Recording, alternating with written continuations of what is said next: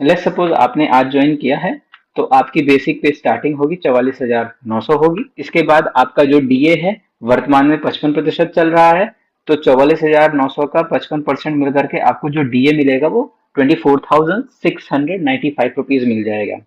इसके अतिरिक्त डीए मैंने बताया जैसा कि 1800 फिक्स होगा। इसके बाद डीए ऑन टीए, तो 1800 का 55% के हिसाब से आपका जो डीए बनेगा ऑन टीए वो हो जाएगा 990 रुपए। इसके बाद 44,900 बेसिक है, तो उसका 10% स्पेशल पे बनेगा 4,490 रुपए। और यदि आप हाउस मास्टर हैं तो आपको 1,200 रुपए अतिरिक्त मिलेगा। और एचआरए, अब एचआरए का कुछ इस प्रकार से सीन होता है कि मैक्सिमम स्कूल्स में आपको क्वार्टर्स मिल जाएंगे, इसीलिए एचआरए आपको मिलता भी नहीं है, ना ही डिडक्ट होता है। पर अगर आपके स्कूल में आपका क्वार्टर्स नहीं बने हुए हैं और प्रिंसिपल आपको बाहर रहने के लिए अलाउ करता है, तो आप एचआरए के लिए एंटाइटल्ड होंगे। और एचआरए डिपेंड करेगा आप किस प्रकार के सिटी पे है, एक्स वाई जेड। तो आप जानते हैं कि सेंट्रल गवर्नमेंट वर्तमान में जो जेड सिटी है वो 10%, वाई सिटी को 20% और एक्स सिटी को 30% ऑफ बेसिक जो है वो एज एचआरए देती है। तो एचआरए आपको अगर मिल जाएगा आपके पास अगर क्वार्टर नहीं है तो।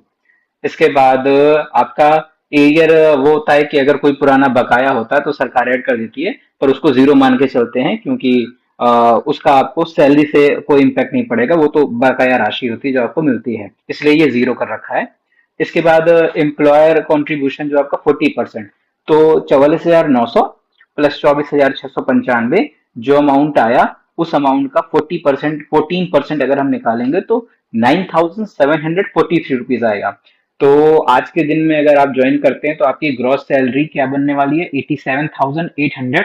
डिडक्शन की बात करते हैं तो पहला डिडक्शन होता है कि एम्प्लॉयर कंट्रीब्यूशन जो 40% आपको यहाँ मिला था वही यहाँ पे डिडक्ट हो जाएगा।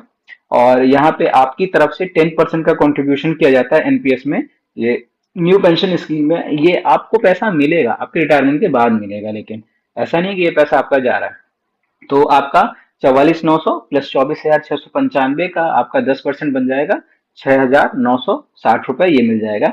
इसके बाद मिसलिनियस खर्चे यहाँ पे और आप जोड़ सकते हैं, जैसे आप आपका सैलरी से मान लीजिए वाटर टैक्स कट रहा है 100 रुपए का, मान लीजिए जैसे मान लीजिए आपका इलेक्ट्रिसिटी का फिक्स अमाउंट जा रहा है, तो मिसलिनियस खर्चों को जोड़ लेते हैं। तो मान के चलते हैं कि ये आपका टोटल रिडक्शन हुआ 16,803 रुपीज का।